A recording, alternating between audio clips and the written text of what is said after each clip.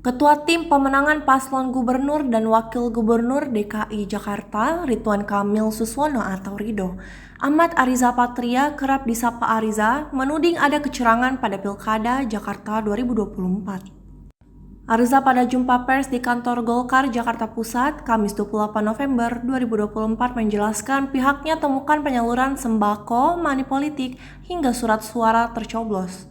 Ketua Tim Pemenangan Rido itu juga menyatakan adanya surat suara telah tercoblos pada paslon Pramono Anung Rano Karno. Terkait temuan itu, ia meminta KPU dan Bawaslu segera ambil tindakan untuk menyelidiki lebih lanjut. Menurutnya, temuan itu adalah bukti kecurangan nyata. Sehubungan dengan itu, Ahmad Ariza Patria klaim Pilkada DKI Jakarta 2024 akan melaju ke babak kedua. Berdasarkan hasil realcon Pramono Anung Rano Karno, raih posisi pertama memperoleh suara 2.145.494 dengan perolehan 49,28%. Susul Ridwan Kamil Suswono peroleh suara 1.748.714, perolehan 40,17%. Download Tribun X sekarang. Menghadirkan lokal menjadi Indonesia.